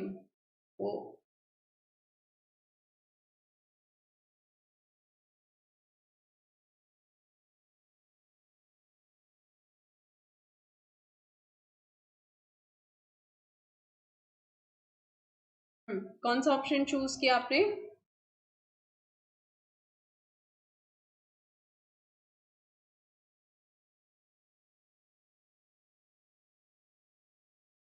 अभी इसमें इस क्वेश्चन में देखो, वॉकिंग इन द गार्डन, ठीक है, गार्डन में टहलते हुए अ स्कॉर्पियन स्टंग हिम। अब इसमें सेंस कैसा आ रहा है? मिस रिलेटेड पार्टिसिपल है, इसमें ऐसा लग रहा है कि जो स्कॉर्पियन है ना, वो घूम रहा था।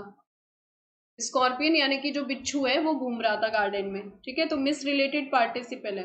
तो इसमें जो सी ऑप्शन होगा उसी में ही क्या है, ये इनकरेक्ट है। कैसे होना चाहिए, कैसे बनाना चाहिए कि he was stung, he was stung by a scorpion walking in the garden, he was stung by a scorpion। इस तरह से आप इसको बनाओगे, ठीक है। चूज करेक्टली स्पेल्ड वर्ड, इसमें से आपको करेक्टली स्पेल्ड वर्ड चूज करना है। लिवलीहुड, कौन सा ऑप्शन चूज किया आपने? ठीक है, तो देखो लिवलीहुड करेक्ट स्पेलिंग LIVELIHOOD, ठीक है। बी ऑप्शन यहाँ पर करेक्ट हो जाएगा, बी ऑप्शन, अगर आपने बी ऑप्शन चूज किया है तो। वैकेशन, वैकेशन, इसमें से आपको करेक्ट वर्ड चूज करना है। वैकेशन, विकेशन या वैकेशन या वोकेशन, ठीक है। तो कौन सा करेक्ट वर्ड लग रहा है आपको? वैकेशन, इस तरह से तो स्पेलिंग नहीं होती है ना, वैकेशन की डबल सी नहीं होता है, सिंगल सी बनता है, ये कुछ नहीं है, बी और सी भी। वोकेशन एक वर्ड है करेक्ट जिसका मीन्स क्या होता है? कैरियर, तो डी ऑप्शन यहाँ करेक्ट हो जाएगा, वोकेशन। ब्यूरोक्रेसी,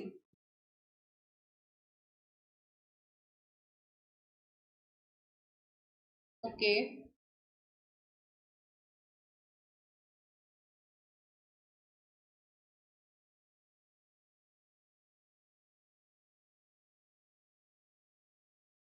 हाँ, ब्यूरोक्रेसी, इसमें से आपको करेक्ट स्पेलिंग चूज करनी है।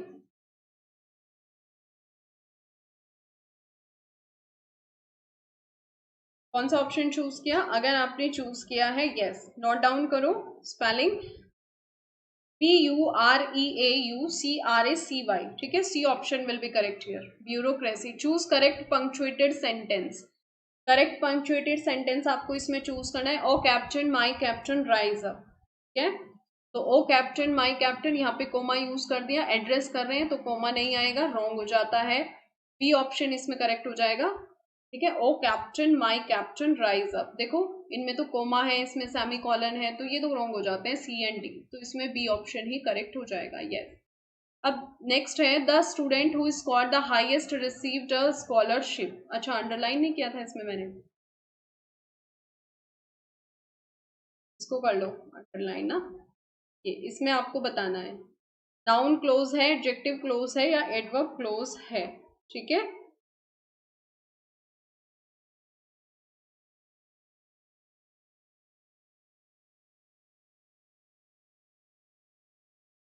देखो, जिन सेंटेंसेस में आपको इस तरह के जो वर्ड हैं, लाइक आपको पता चले, टिपिकली इस तरह के क्वेश्चन का आंसर मेरे लाइक विच वन या व्हाट काइंड, है ना, तो वहां एडजेक्टिव क्लोज होती है। राइट आंसर यहाँ पर क्या होगा? Adjective close. अब आपके कॉम्प्रीहेंशन आ जाते हैं, ठीक है। कॉम्प्रीहेंशन के मैं सिर्फ आंसर बता देती हूँ, ये आप खुद से अपना देख लेना आपने क्या क्या आंसर चूज किए हैं, ठीक है। कॉम्प्रीहेंशन के सिर्फ आंसर नोट कर लीजिए। क्वेश्चन नंबर 72 का 4, 73 का 2, ठीक है, सिर्फ आप इनके आंसर लिख लीजिए एक बार जल्दी से, फिर आगे बढ़ते हैं।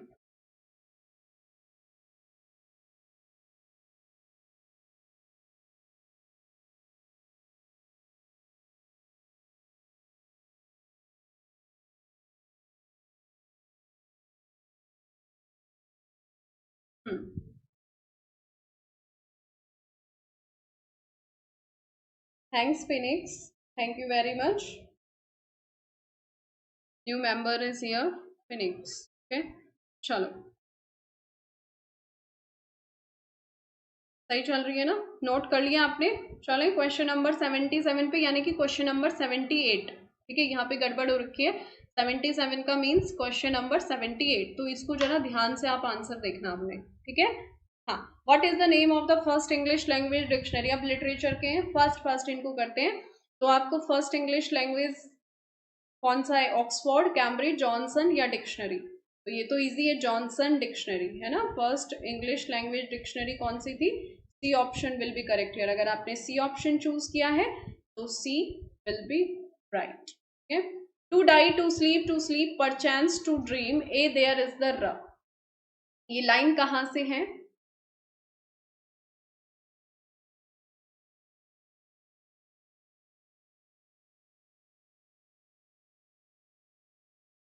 बताइए। ये तो इजी है, ठीक है। तो ये लाइन कहाँ से है? ए देयर इज द रब कितनी बार पढ़ा है हमने? हैमलेट की लाइन से। A option will be correct here. उनकी फेमस सॉली लिखी है। A poet could not but be gay in such a jocund company, I gazed and gazed but little thought lines from. Lines कहाँ से है ये? यस, हाँ, बेल्टन, अंकिता, मीना, पूजा। अच्छा, अभी इतने ही लोग हैं, सभी आंसर नहीं कर रहे हो? मॉक टेस्ट करवा लेते हैं, है ना। ना क्लास में आने का मतलब, मॉक टेस्ट दे दो जी। फिर बाद में देखोगे, हाँ ठीक है। 79 का बी, डेफोडिल्स करेक्ट होगा, है ना। वेरी गुड, जिसने बी ऑप्शन चूज किया है। प्रैक्टिस स्टार्ट कर रहे हैं मंडे से, ठीक है, यूपी टीजीटी के लिए। Scorn not the sonnet is written by. ये तो इजी क्वेश्चन है, वर्ड्सवर्थ, ठीक है। Wordsworth is the right answer. अपना स्कोर जरूर शेयर करना, चाहे लाइव क्लास में ही कर देना। लाइव क्लास में कोई नहीं देख पाता है, ठीक है। अभी जो लाइव होंगे बस वही देख पाएंगे। अपना स्कोर जरूर शेयर करना, आपने क्या स्कोर मार्क किया है, ठीक है। स्कॉन नॉट द सोनेट 1827 में इन्होंने ये वर्क लिखा था। ध्यान रखना, डेट ध्यान रखना, जो इंपॉर्टेंट वर्क है। ये बताओ, his blindness forced him to dictate his verse and prose to amanuensis who copied them out for him, one of these. Easy है क्वेश्चन। बेल्टन, अंकिता, हाँ, यस, ये तो इजी है डिक्टेट करने के लिए। इतनी बार हमने क्लास में करा। 11:30 पर होती है मीना, रेगुलर क्लासेस मेरी 11:30 पर चलती हैं। हमने स्टार्ट कर दी है मंडे से प्रैक्टिस यूपी टीजीटी के लिए, ठीक है। फिर छूट जाती है, बाद में करते फिरते हो, साथ साथ कर लिया करो। डिस्कस भी हो जाता है और बहुत सारी चीज़ें क्लियर भी हो जाती है। हाँ, ये तो एंड्रयू मार्वल होंगे ना, उन्होंने डिक्टेट किया था उनके वर्क को। B, what was popular architectural style during the Victorian era? Gothic revival, art deco, Victorian Gothic या नियो क्लासिकल? कौन सा ऑप्शन आप चूज करेंगे? कि popular architectural style during the Victorian era. हाँ ठीक है, तो ये तो इजी है। गॉथिक रिवाइवल उस टाइम फेमस था, 1837 से 1901 तक माना जाता है, ठीक है। चार्ल्स डार्विन की थ्योरी भी देखने को मिलती है, थ्योरी ऑफ इवोल्यूशन, ये पूछा जा सकता है 1859 में। चार्ल्स डार्विन की थ्योरी, जो थ्योरी ऑफ इवोल्यूशन थी, वो 1859 में पब्लिश हुई थी, ध्यान रखना। O tigers her trapped in a women's hide,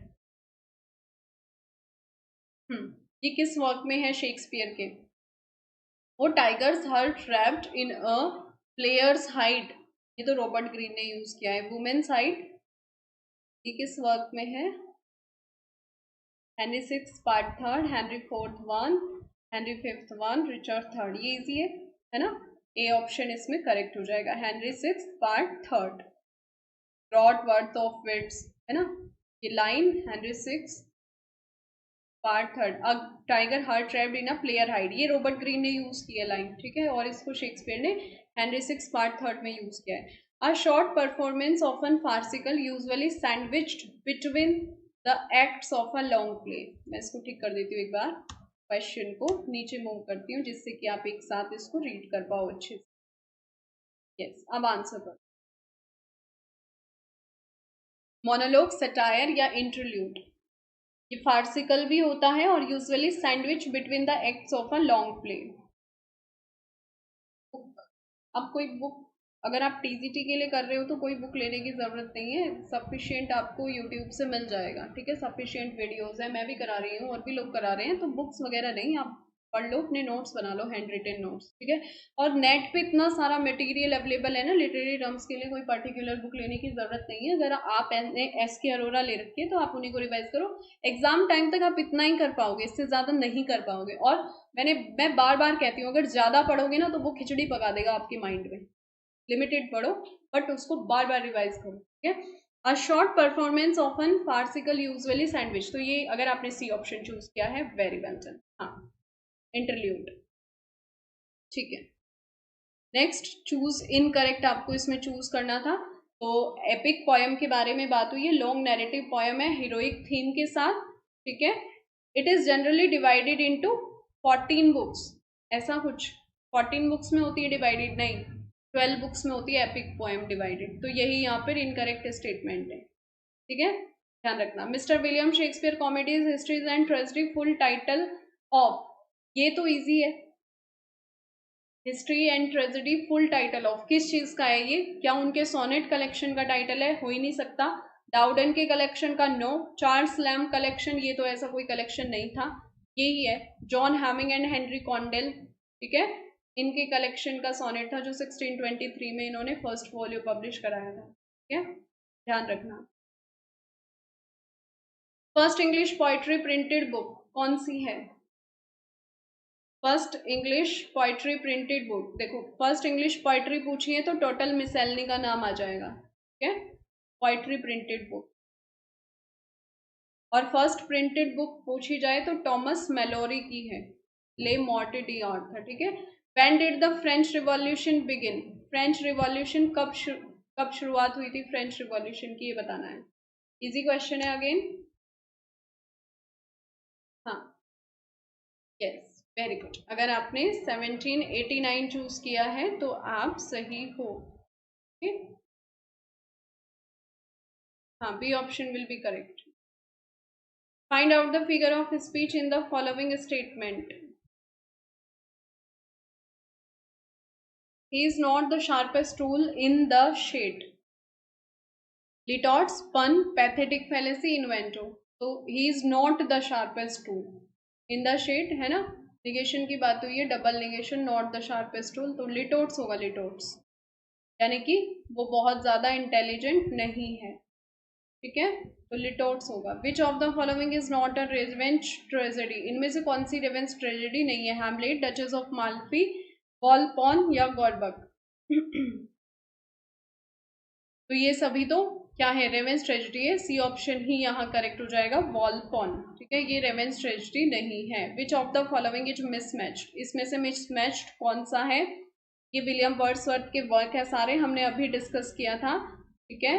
to a skylark किसका वर्क है? पीवी शैले का, जो वो 1821 में लिखते हैं, जिससे ही इंस्पायर होकर वर्ड्सवर्थ क्या लिखते हैं? द स्काईलार्क, ठीक है, ध्यान रखना। और वर्ड्सवर्थ का जो टू द स्काईलार्क है 1825 में written and published 1827, finger tip पर होनी चाहिए ये डेट्स वगैरह सब। Which novelist created a fictional Mississippi county in his novels, ठीक है, ये आपको बताना है। Hemingway, Faulkner, Toni Morrison, Alice Walker, ठीक है। तो ये फिक्शनल मिसिसिपी काउंटी जो योकना पटवा काउंटी है, अपने नॉवल में किसने यूज किया है? वेरी वेल डन, ठीक है, किसने यूज किया है? ये है फॉकनर। और जो हार्डी है वो किस काउंटी से बिलोंग करते थे? वो भी ध्यान होना चाहिए आपको, ठीक है, रीजनल नॉवल से। Hardy novel in Wessex, southern England, ठीक है, वेसेक्स काउंटी से वो बिलोंग करते थे, वेसेक्स पर लिखे हैं ना उन्होंने अपने novels. Wordsworth compare himself to an alien half, कहाँ पर कंपेयर कर रहे हैं खुद को? एलियन हाफ से। द प्रील्यूड, इंटरनेबी, डेफोडिल्स, लिरिकल बैलेट्स, ऐसा कुछ उन्होंने कहाँ किया होगा? ऑटोबायोग्राफिकल वर्क में, है ना, कौन से में? क्या आंसर होगा इसका? ए, द प्रील्यूड, ठीक है। They speak like saints and act like devils, इसमें बताओ कौन सी figure of speech? Easy question है, ठीक है। Antithesis, antithesis, they speak like saints and act like devils, Beside the clock loneliness, identify the figure of speech. इसमें बताओ, beside the clock's loneliness, इसमें क्या चूज किया आपने? एपिग्राम, हाइपेलेज, एंटीथेसिस या पैराडॉक्स? कोई कॉन्ट्राडिक्टरी स्टेटमेंट देखने को मिल रहा है या ऑपोजिट कोई थ्योरी है? ऐसा कुछ नहीं है। कोई विटी स्टेटमेंट है या फिर ट्रांसफर्ड एडजेक्टिव है? यस, ट्रांसफर्ड एपिथेट है ना, हाइपेलेज यानी कि। बिसाइड द क्लॉक लॉनलीनेस यानी कि क्लॉक लॉनली नहीं है, पॉएट अकेला है, और जब पॉएट को लॉनलीनेस फील हो रही है तो वो तरह से लिखता है बिसाइड द क्लॉक्स लॉनलीनेस। तो hypallage is the right answer. Me this uncharted freedom tires, I feel the weight of chance desires. बताओ, Tintern Abbey, Michael ode to duty या फिर सॉलिटरी रीपर?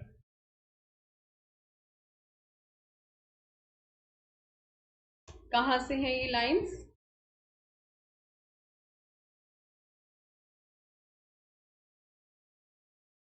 नहीं, सिम्पली नहीं होगा। सेंट्स और devil की बात की है ना पूजा, उसमें सिम्पली नहीं होगा। लाइक पहले आप प्रॉपर लाइंस देखोगे कि लाइंस में क्या कोई और तो नहीं है ना, लेकिन उसमें तो सीधा सीधा एंटीथेसिस है।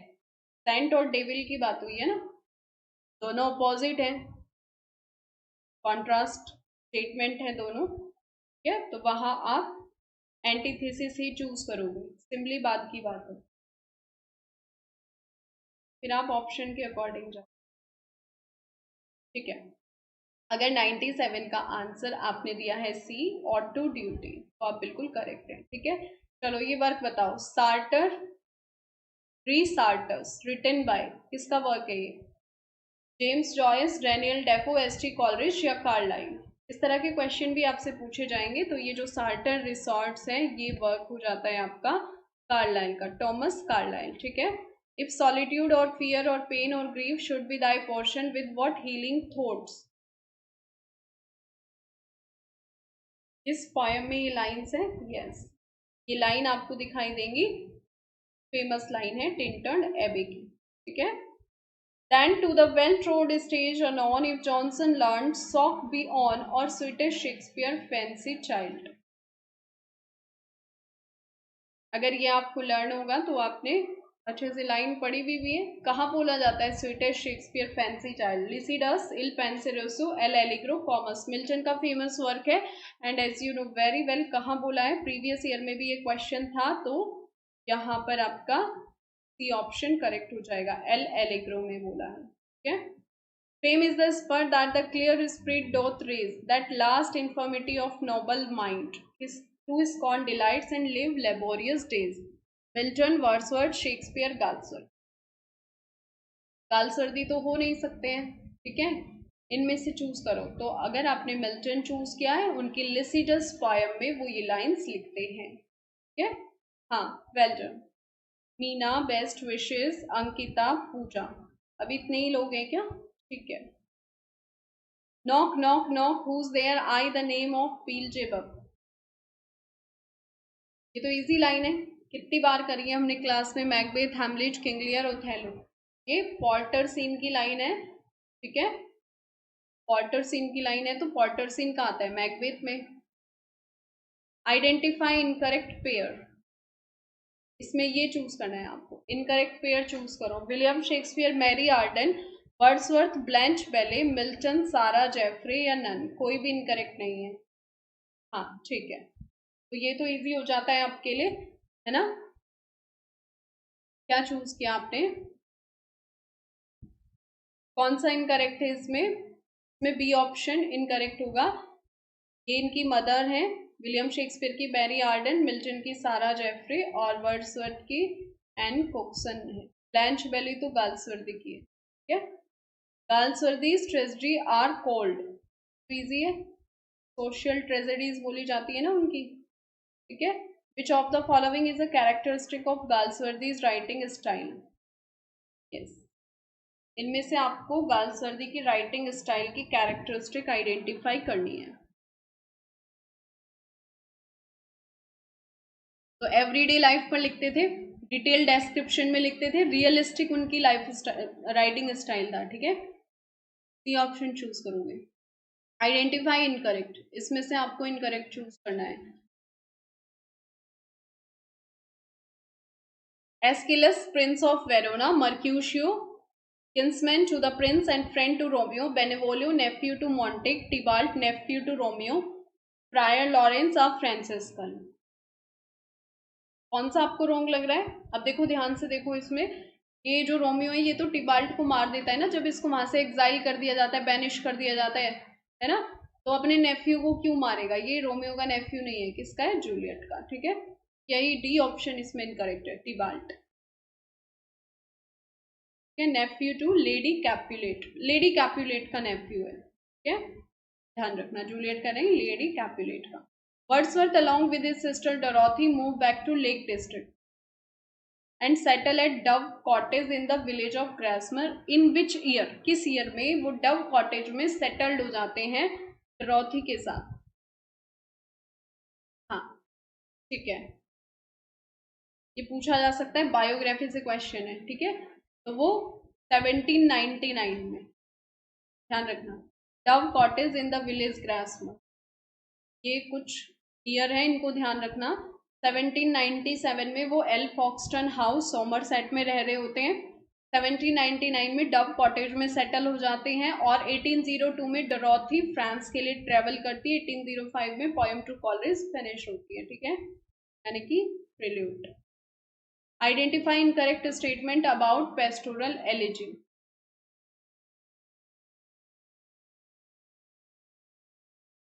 पेस्टोरल एलिजी यानी कि model set by Greek poet Theocritus, बिल्कुल सही बात है। Poet assume himself as a shepherd, हाँ, and death weep the death of another shepherd, ठीक है, ये भी। द सेटिंग इज पेस्टोरल, ठीक है। मिल्टन लिसिडस 1637 में लिखी जाती है, यही इनकरेक्ट है यहाँ पे। और एडोनिस जो है कीट्स का वर्क नहीं है, कीट्स का नहीं है, किसका वर्क है एडोनिस? शले का वर्क है, जो उन्होंने कीट्स की डेथ पर लिखा था। ठीक है, ये छोटी मोटी सी मिस्टेक देके आपको ऐसे क्वेश्चन दे देंगे, ध्यान रखना इनको। The phrase the readiness is all originates from Shakespeare, Shakespeare के किस वर्क से ये फ्रेज है, रेडीनेस इज ऑल?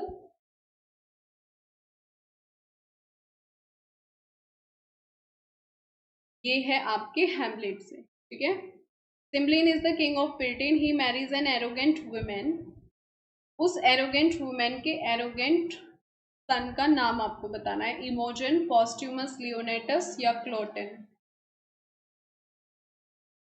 या इयकीन।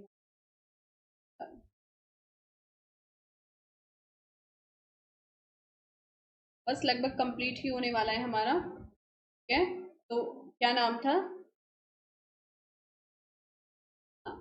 क्लोटेन नाम था ना, इनका सन था सिम्बलिन का, क्लोटेन नाम था। ठीक है, ये कैमो विलेन है इस प्ले में। Identify incorrect match, incorrect match आपको आइडेंटिफाई करना है। Much ado about nothing, wedding scene, Love's Labour's Lost, eaves dropping, 12th night, Malvolio, yellow stocking scene, and yes, very well done. हाँ, Cloten अगर आपने choose किया है तो ठीक है, ऑल आर करेक्ट। तो इसमें क्या ऑप्शन है आपका? ऑल आर करेक्ट, सारे ही सही है, इनकरेक्ट नहीं है कोई ऑप्शन। ठीक है, सारे ठीक है, इनमें ये सब सीन्स देखने को। Come away, death and in sad cypress, let me be laid, fly away, breath, I am slain by a fair cruel maid, song sung by Feste, Ariel, Jaques या रोजालिंड। तो ये जो सॉन्ग है फेस्टी के द्वारा गाया जा रहा है। ठीक है, कहाँ पर? 12th नाइट में। चूज इनकरेक्ट, इसमें से आपको इनकरेक्ट चूज करना था। एम्बस अनस्ट्रेस्ड, स्ट्रेस्ड होता है, trochee stressed unstressed, spondee stressed stressed, dactyl unstressed unstressed and stressed.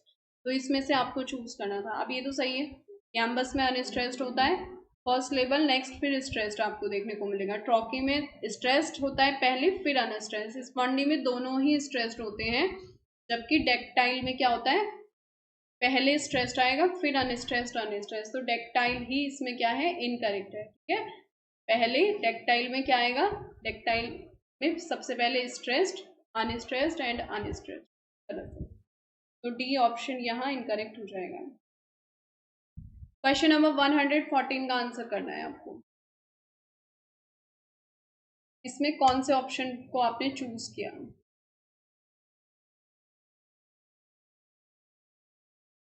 A literary genre that parodies or satirizes the traditional epic poem use the elevated language, structure and convention of epic poetry to tell a trivial, mundane or humorous story.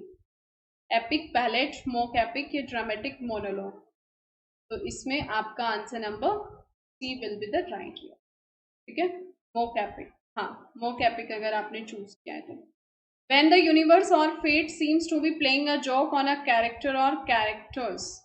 Verbal irony है, situational है, dramatic है या cosmic irony है?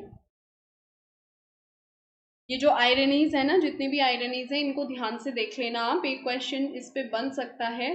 ठीक है, तो When the universe or fate seems to be playing a joke, ऐसा लगे जैसे यूनिवर्स हमारे साथ मजाक कर रही हो, है ना, इस तरह का। तो कौन सी आयरनी आपको वहां, तो इसमें देखो वर्बल आयरनी यानी कि बोलना कुछ और होता कुछ और है। सिचुएशनल आयरनी, सिचुएशन ऐसी है ना, कि बिल्कुल ही डिफरेंट है, यानी कि जैसे पीने के लिए एक बूंद भी पानी नहीं था उस सेलर के पास, वो वहां समुद्र के बीच में फंसा हुआ था। The rhyme of ancient mariner, तो सिचुएशनल आयरनी का एग्जांपल है। Dramatic irony Romeo and Juliet में जो प्रोलोग कोरस बोलता है उसमें ही हमें पता चल जाता है। ठीक है, ड्रामेटिक आयरनी की इन दोनों की डेथ होने वाली है।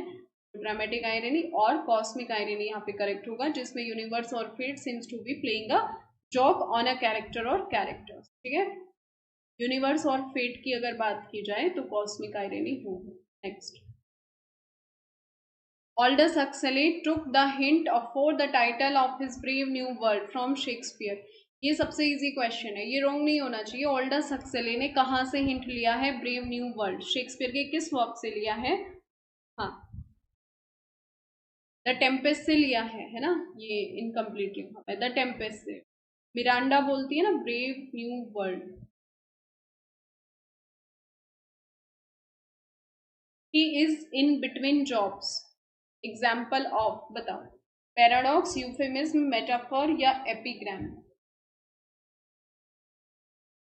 ऑलमोस्ट फिनिश होने वाला है, तो यूफेमिज्म का एग्जाम्पल होगा ना, he is in between jobs, यानी कि वो क्या है, बेरोजगार है।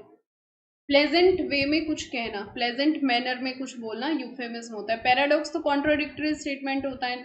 मेटाफर आपको पता है, डायरेक्ट एड्रेस करते हुए जब बोला जाता है, इनडायरेक्टली एड्रेस करते हुए। एपिग्राम, एपिग्राम तो विटी स्टेटमेंट होता है ना। ठीक है, what is the primary purpose of using bathos? क्या यूज किया आपने?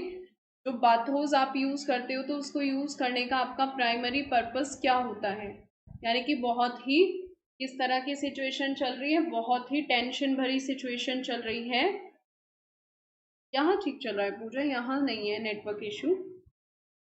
ठीक है, और फिर उसमें एकदम से बहुत ही ट्रिवियल यानी कि तुच्छ सा टर्निंग पॉइंट आ जाए, है ना। जैसे एक वॉरियर है, वो युद्ध वगैरह लड़के आया है, बहुत ही वीर है, युद्ध लड़ रहा है और फिर कीचड़ में आके वो गिर जाए, तो ये एग्जाम्पल क्या है, बाथोस, है ना। तो प्राइमरी पर्पस क्या है बाथोस का? टू ऐड ह्यूमर और आयरनी। और अगर आप इसको डेफिनेशन अगर आपको इसकी देनी पड़े, a sudden shift from a serious to a trivial और ह्यूमरस टोन। ठीक है, तो ये क्या होगा, bathos. Which doctrine is found in Paradise Lost? कौन सा डॉक्ट्राइन आपको पैराडाइज लोस्ट में देखने को मिल रहा है? Freedom of sin, freedom of will, freedom of romance, freedom of wandering? B option आपने चूज किया होगा ना, freedom of will. B option will be correct. Milton wrote doctrine and discipline of divorce in? Milton ने कब लिखे थे ये? Year याद होने चाहिए आपको। ठीक है, doctrine and discipline of divorce, जब वो अपनी फर्स्ट वाइफ से अलग हो रहे थे, है ना, के बीच बन नहीं रही थी, तो तब उन्होंने लिखे थे। तो कौन सा ईयर था? 1642 में लगभग उनका डाइवोर्स हो जाता है ना, और 1643 में फिर वो ये डाइवोर्स ट्रैक्ट लिखते हैं, doctrine and discipline of divorce. याद रखना है इसे। Fraternity written in which year, किसका वर्क है? जॉन गाल्सवर्दी का। तो फ्रेटर्निटी उन्होंने किस ईयर में लिखा है? एक दूसरे जो वर्क है ना उनसे कनेक्ट करके आप इनको लर्न कर लिया करो। जैसे फ्रेटर्निटी है तो यहाँ पर करेक्ट हो जाएगा 1909। तो कौन सा दूसरा फेमस वर्क गाल्सवर्दी ने 1909 में लिखा है, ये आप टाइप कर देना, ठीक है। नहीं पता है तो देख लेना आज जाके, के साथ कनेक्ट करके लर्न कर लो। तो फ्रेटर्निटी 1909 में, और एक बहुत ही फेमस वर्क है जो उन्होंने 1909 में लिखा था। तो इस तरह से आपको इजीली लर्न हो जाए। लाइन्स बताओ कहाँ से? Rough satyrs dance and fauns with cloven heel from the glad sound would not be absent long. ये लाइन्स आपको बतानी है कहाँ से हैं। Rough satire danced and fawns with cloven heels from the glad sound would not be absent long। ठीक है, ये तो बहुत अच्छे से हमने क्लास में किया हुआ है। तो ये लाइन आपकी लिसिडस से है ना, जब वो मौन करते हुए बोल रहे हैं कि जो फॉन्स है यानी कि जो मेमने हैं वो भी अपनी क्लोवन हील से यहाँ डांस कर रहे हैं। ऑल डेमेटियस को भी हमारा सॉन्ग सुनना पसंद आता था लेकिन तुम अब एब्सेंट हो, तो अब ये सब नहीं है। लिसिडस की लाइन, ठीक है। Soames Forsyte, his wife Irene old Jolyon are the characters in. ये किस वर्क में कैरेक्टर्स हैं आपको पता है? इजी है, हाँ ठीक है। ये फोरसाइट सागा के कैरेक्टर्स हैं, ठीक है। फोरसाइट सागा को डिटेल वे में करने जा रहे हैं हम। प्रैक्टिस सेट होगा पहले, तो एक प्रैक्टिस सेट टीसीटी का कर लेते हैं अच्छे से, फिर करते हैं। The following lines are taken from How Soon Hath Time the Subtle Thief of Youth is Stolen on His Wing My 23 Year। ठीक है, तो ये तो इजी है, प्रीवियस ईयर का क्वेश्चन है। On his being arrived to the age of 23, John Milton का sonnet number 7 है। उनके 23rd बर्थडे पर वो लिखते हैं, ठीक है, और बोलते हैं कि जो यूथ है उसको स्टॉलन कर लिया गया है। Okay, Comus is debauch. Debauch होता है इमोरल एक्टिविटी, है ना। Corrupt, he is inspired by the god of revelry. He appears in the form of god, poor shepherd, god of virtue, या ऑल ऑफ दीज। कौन सा option choose करेंगे आप?